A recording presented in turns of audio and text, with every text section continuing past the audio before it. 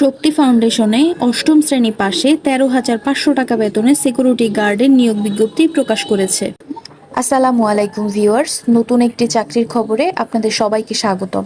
আপনারা যারা প্রতিনিয়ত আমার চাকরির ভিডিওগুলো দেখেন এবং চাকরিগুলোতে আবেদন করেন, তারা অনেকেই আমাকে কমেন্ট করে জানিয়েছেন তাদের আমার ভিডিও দেখে চাকরি হয়েছে। তাদের সবাইকে কনগ্রাচুলেশন। আপনারা যখন আমাকে চাকরি পেয়েছেন লিখে কমেন্ট করেন, এটাই মনে হয় আমার সবচেয়ে বড় প্রাপ্তি বা সার্থকতা।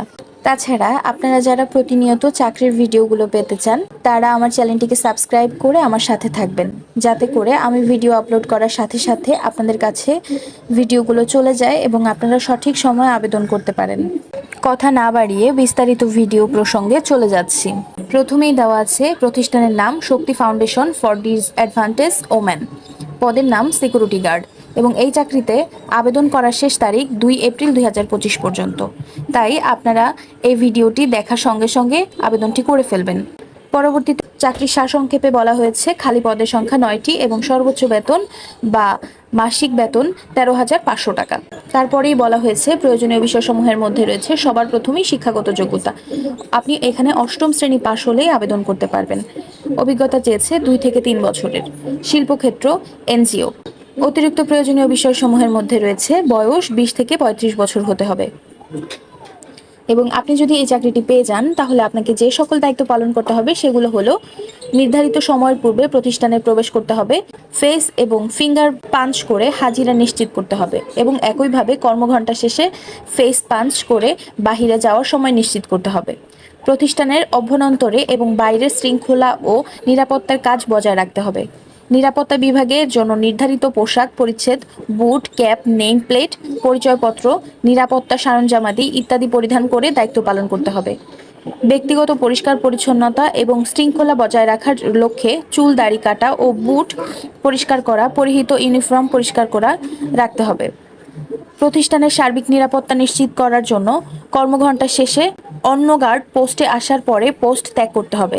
শিফট অনুযায়ী ডিউটি পালন করতে হবে। মালামাল প্রতিষ্ঠানে আনা নেওয়া সঠিক হচ্ছে কিনা তার তদারকি করতে হবে। অপরিচিত কাউকে প্রতিষ্ঠানে প্রবেশ করতে দেওয়া যাবে না। বৈধ অনুপ্রবেশকারী কর্তৃপক্ষের সম্মতিস্বরূপ আইডি কার্ড, ভিজিটর, অডিটর ইত্যাদি প্রদান করা এবং নির্ধারিত রেজিস্টারে তাদের নাম, ঠিকানা, তারিখ, উদ্দেশ্য, প্রবেশ, বাহিরের সময় ইত্যাদি লিপিবদ্ধ করা।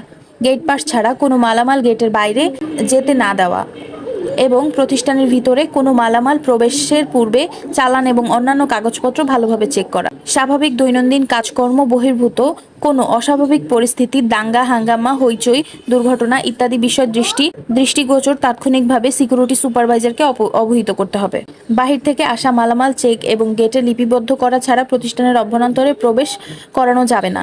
নিরাপত্তার সহিত সংশ্লিষ্ট বিষয়াদি ব্যতীত অন্য কোনো হয়রানিমূলক কর্মকাণ্ড থেকে বিরত থাকা। অভ্যন্তরীণ ষড়যন্ত্র, কলহ, কন্দন ও চক্রান্তমূলক কর্মকাণ্ড থেকে বিরত থাকা। প্রতিষ্ঠানের যাবতীয় আইনকানুন মেনে চলা সহ যথাযথভাবে কাজ করা। সংস্থার প্রয়োজনে কর্তৃপক্ষে নির্দেশক্রমে অফিসের সকল ধরনের কাজ করতে হবে।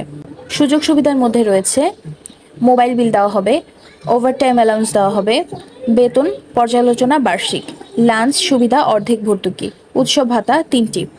কর্মক্ষেত্র বাসা থেকে। চাকরির ধরন চুক্তিভিত্তিক। জেন্ডার শুধুমাত্র পুরুষেরা এখানে আবেদন করতে পারবেন। কর্মস্থল ঢাকা। সবশেষে দেওয়া আছে তাদের ঠিকানা, house number ৪, road number ১, main road, block A, sector ১১, Mirpur, Pallabi, Dhaka. আপনারা এই চাকরিতে আবেদন করতে চাইলে আমার ডেসক্রিপশন বক্সে এই চাকরিটির লিঙ্ক দেওয়া আছে, সেখানে গিয়ে লিঙ্ক ওপেন করার পর দেখবেন শক্তি ফাউন্ডেশনের সিকিউরিটি গার্ডের পদটি আছে কিনা।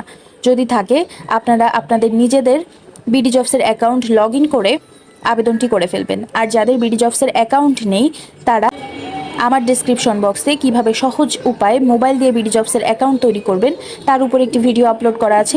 ভিডিওটি দেখে অ্যাকাউন্ট ক্রিয়েট করে আবেদন করে ফেলবেন। আমার ভিডিওটি যদি ভালো লাগে সকলের কাছে শেয়ার করে দিবেন, যাতে করে সবাই উপকৃত হতে পারে। সবাই ভালো থাকবেন। আল্লাহ হাফেজ।